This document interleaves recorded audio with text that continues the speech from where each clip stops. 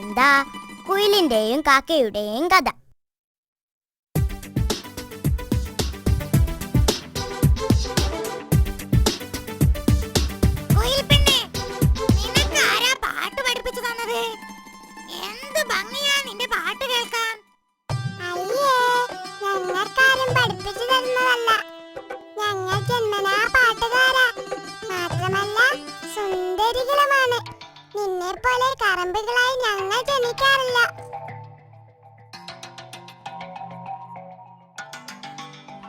അവൾ പാട്ടുകാരിയാണെങ്കിലും അഹങ്കാരിയാ. നീ വിഷമിക്കണ്ട കേട്ടോ. സാരമില്ല, അവളുടെ അറിവില്ലായ്മ കൊണ്ടല്ലേ. പിന്നെ നീ മറന്നിട്ടില്ലല്ലോ, എന്റെ മകളുടെ കല്യാണമാണ് മറ്റന്നാൾ. കെട്ടിയോനെയും കുട്ടികളെയും കൂട്ടി നേരത്തെ തന്നെ അങ്ങ് വന്നേക്കണം. അത് പിന്നെ പറയാനുണ്ടോ, ഞങ്ങൾ തലേ ദിവസം തന്നെ എത്തിയിരിക്കും. അതിരിക്കട്ടെ, ഒരുക്കങ്ങളൊക്കെ എവിടം വരെ ആയി? പറച്ചിലൊക്കെ കഴിഞ്ഞോ? ഓ, കാട്ടിലെല്ലാവരോടും പറഞ്ഞിട്ടുണ്ട്. അപ്പോ പിന്നെ കെങ്കേമമാവും അല്ലേ? പിന്നല്ലാതെ. അപ്പം മറ്റന്നാൾ കാണാം. എനിക്ക് ഒത്തിരി പണിയുണ്ട്. പോട്ടെ. ശരി ശരി. അപ്പോ നീ പോയില്ലേ?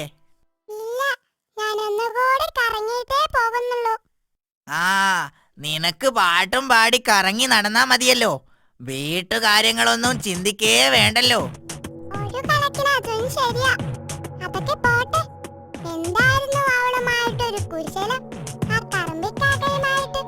അത് ഞങ്ങൾ അവളുടെ മകളുടെ കല്യാണ കാര്യം സംസാരിക്കുകയായിരുന്നു. മറ്റന്നാളാണല്ലോ കല്യാണം.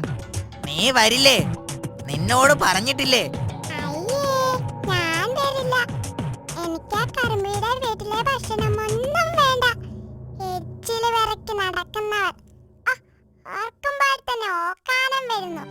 നിനക്ക് അഹങ്കാരം കുറച്ച് കൂടുതലാ.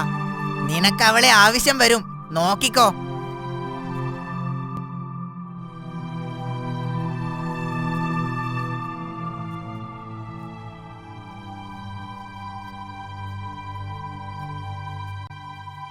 എന്താ കുയിൽപ്പെണ്ണേ നീ കരഞ്ഞിരിക്കുന്നത്? ഇന്നെന്താ പാട്ടൊന്നുമില്ലേ? വെറുതെ ഒന്നുമല്ല, നിനക്കെന്തോ സങ്കടമുണ്ട്. നിന്നെ ഞാൻ സഹായിക്കാം. നീ കാര്യം പറയൂ. പറഞ്ഞോളൂ. എനിക്ക് മുട്ടയിടാൻ കാലമായി. അതിനെനിക്കൊരു കൂടില്ല.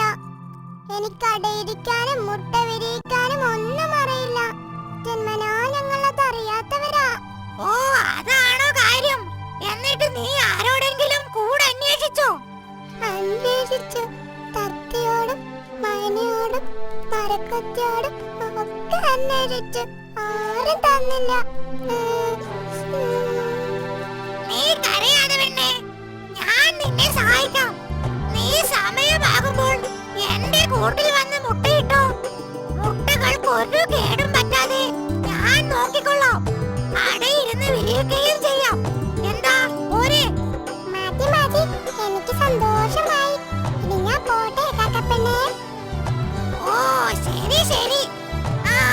പിന്നെ ഒരു കാര്യം, നിനക്ക് എന്റെ വീട് പരിചയം കാണില്ല. കാരണം നീ കല്യാണത്തിനൊന്നും വന്നിട്ടില്ലല്ലോ. ആ കാണുന്ന കുന്നിൻ ചെരുവിലെ വലിയ പ്ലാവിലാണ് എന്റെ കൂട്.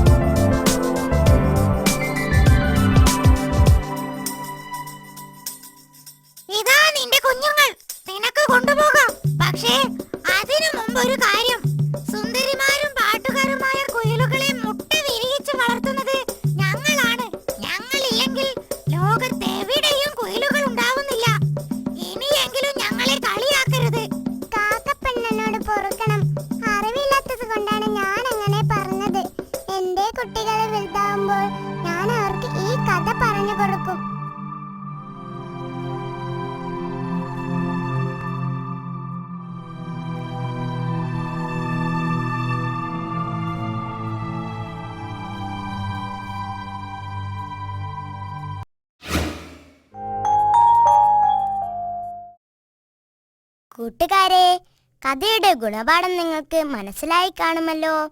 നമ്മളാരും നിറത്തിന്റെയും വർഗത്തിന്റെയും പേരിൽ വഴക്കിടരുത്. എല്ലാവർക്കും എല്ലാവരെയും ആവശ്യം വരും, ശരിയല്ലേ?